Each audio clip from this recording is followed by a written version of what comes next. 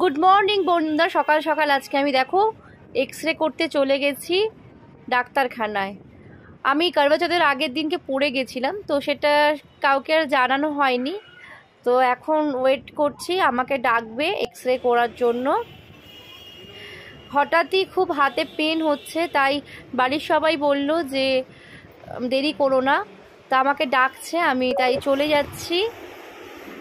এই দেখো x-ray room, আমি এখন হাতের এক্সরেটা করে নিই।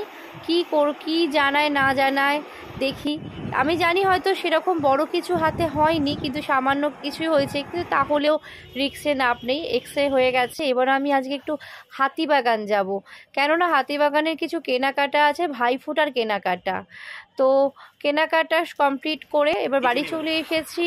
কি খাবো না খাবো কিছু বুঝতে পারিনি। ওয়াও মোমো থেকে তাই হোম ডেলিভারি করে বাচ্চাদের জন্য একটা ওয়াও মোমোর কম্বো প্যাক নিয়ে নিয়েছিলাম। তো ওই বাচ্চারা সব খাওয়া দাওয়া করছে, আর কিছু জিনিসপত্র কেনাকাটা করলাম। দেখো কি কি কেনাকাটা করেছি, ভাইফোঁটা স্পেশাল। আমার তো দুর্গাপুজোর থেকে ভাইফোঁটায় কেনাকাটা বেশি হয়। ও আজকে আমি আমার হাতিবাগান যাওয়ার কথা ছিল, কেননা এই দেখো এইগুলো আমি কিনে নিয়ে এসেছি।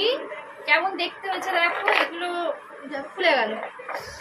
এইগুলো হলো গিফট, আমার ছেলেরা ভাইদেরকে গিফট দেয়, দাদা ভাইফোঁটা হবে যেহেতু এই গিফটগুলো দেবে। তো আমি এই একটা গিফট, আর সেমই এইটারই সেম এখানে একটা গ্রিন কালারের আছে। এটা এখনো খোলা হয়নি, কারণ দেখতে পাচ্ছ এই দেখো,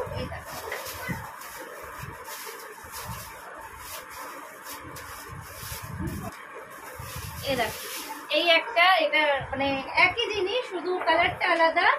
এটা গ্রিন কালার আর এটা অরেঞ্জ কালার।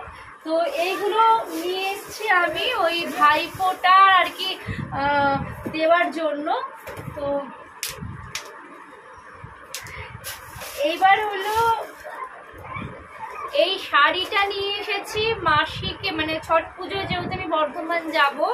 তো আগের বছরও মাসির জন্য একটা শাড়ি নিয়ে গেছিলাম, কারণ আমার শাড়িটাই মাসি পরেছিল চান করার পরে, জল থেকে ওঠার পরে ওই শাড়িটা পরেছিল, খুব সুন্দর দেখতে লাগছিল।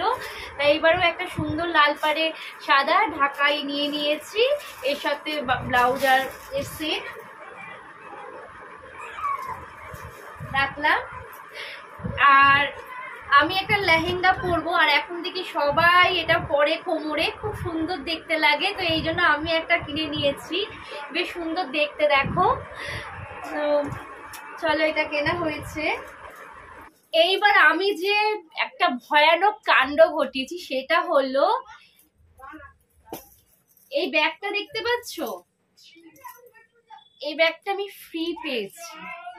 কি জন্য ফ্রি পেয়েছি জানো? তাহলে তোমাদেরকে বলি আসল কথা।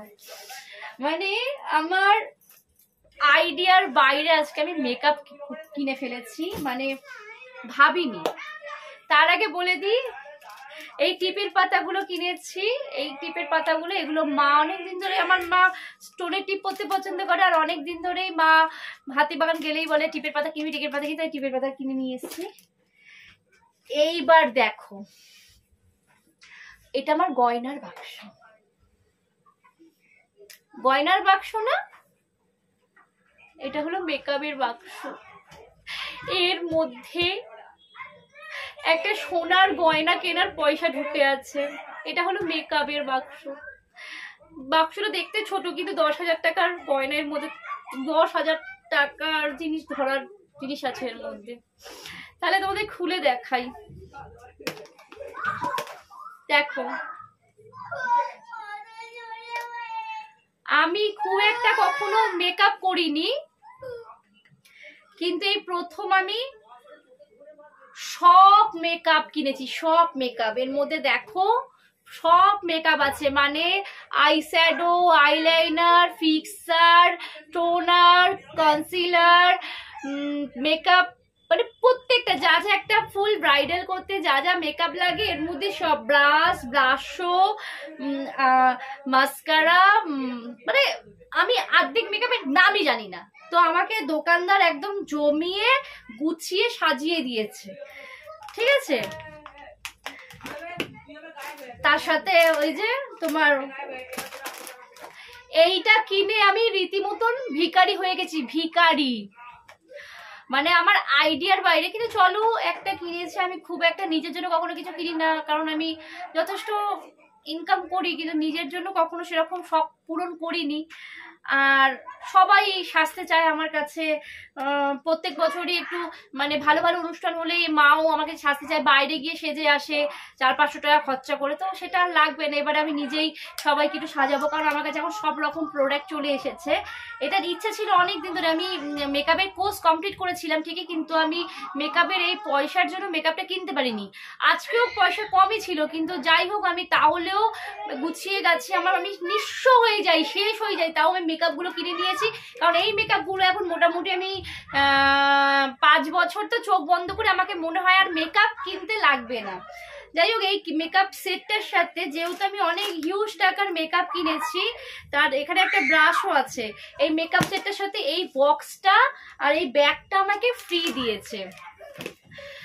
মানে এটা আমার মানে দুর্গা পুজোতেও মানুষ শপিং করে, আমি দুর্গা পুজোতে শপিং করিনি। আমি প্রত্যেক বছরই দেখছি বেশ কিছু, মানে আগের বছরে যেটা হয়েছে, আমি দুর্গা পুজোর থেকে আমি ছট পুজোয় বেশি কেনাকাটা করেছি।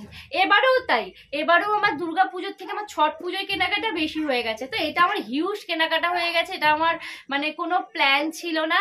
তো যাই হোক এই দেখো আমি একটু মেকআপ করেও নিয়েছি, এসে একটু ট্রাই করলাম যে মেকআপটা আমি একেবারে মেকআপের থেকে 10 হাত দূরে থাকি, কিন্তু এখন দেখছি দুনিয়ায় মেকআপ ছাড়া কিচ্ছু নেই। একটু মেকআপই সবার খুব ভালো লাগে, তাই দেখো আমিও একটু তাই মেকআপ করেছি। কেমন লাগছে? হালকা জাস্ট লাইট মেকআপ করেছি, আমি খুব একটা হেভি মেকআপ করিনি। হয়তো হেভি মেকআপ করবো ছট পুজোর দিনই করব। তো সারা দিন আজকে মার্কেটিং করতে কেটেছে। আর যেটা মেন বলার ছিল, আমি হাতের ব্যথার জন্য যেহেতু আমি গেছিলাম এক্সরে করাতে, তো আমার এক্সরে রিপোর্টে এখনো তেমন কিছু ধরা পড়েনি, কিন্তু আমার পন্ডালাইটিসের কিছু একটা সম্ভাবনা আছে। তো আমাকে ওখানকার যে এক্সরে করছিল সে আমাকে বলে দিল যে একটু আপনি ঘাড়ের যন্ত্রণা যে আপনার প্রচন্ড পরিমাণে হয়, তার জন্য একটা টেস্ট করবেন। তো আমি জানি আমি ওই ভারী ভারী ব্যাগ ক্যারি করি, আমাদের কাজের জন্য যেহেতু ভারী ভারী ব্যাগ আমায় ক্যারি করতে হয়, আর আমার খুব ছোট থেকেই একটা ঘাড়ের যন্ত্রণার ব্যাপার থাকতো। তো তার জন্য আমাকে এখন ওই কি করতে হচ্ছে যে পন্ডালাইসিসের কিছু, জানি না এখন ভগবান করুক না হোক, কিন্তু টেস্ট করতে বলেছে, দেখা যাক। তাহলে বন্ধুরা আমার ভাইফোঁটার কেনাকাটা কেমন লাগলো অবশ্যই জানিও। আর খুব সকাল থেকে টায়ার্ড আমি, মানে সেই সকাল 12টা 12:30 ঘর থেকে বেরিয়েছি, সেরকম ভাবে খাওয়া দাওয়াও করিনি, রান্না বান্নাও করিনি। এই এসেছি জাস্ট, এসে আমি ওই ছেলেকে একটু ওয়াও মোমো থেকে মোমো টোমো কিনে দিয়েছিলাম, ওই ওরা খেয়েছে, এখনো রান্না করিনি, রান্না বান্না করবো। তাহলে বন্ধুরা কেমন লাগলো আমার শপিং? টাটা বন্ধুরা।